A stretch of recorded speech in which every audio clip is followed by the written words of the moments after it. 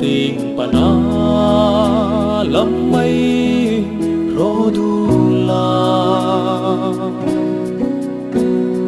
lâm đăng kinh đăng hung in her su rithim dài reng kanel thấy noi sul tu suin kadon kirla ay nulwi ay limlay ni il thay reng din kamoy sino kamit tuy reng hi ahul thay noi rem lul mo itayin chang ding hi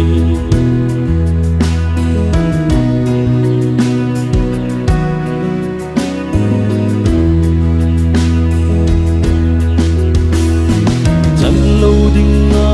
ngayin ka tra pa si không hề tim dài reng rel sino kung lunga din bitu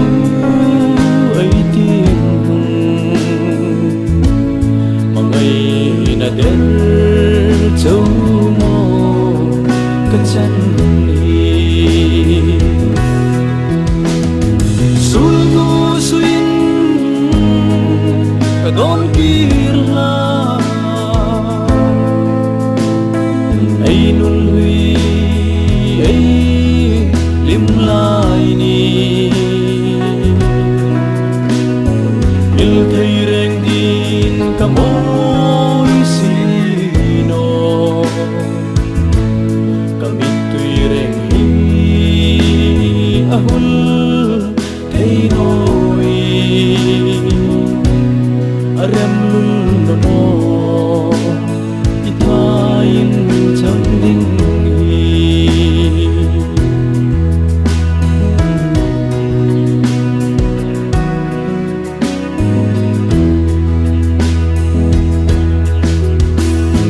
van muya cheng ve ve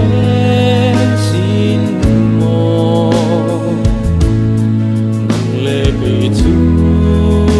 nui le vanang in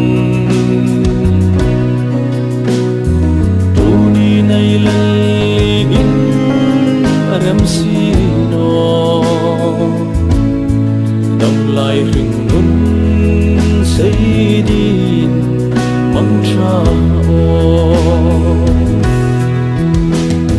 sul tu suin kadon kirla ay nulwi ay limlay ni il thay reng din kamoy sino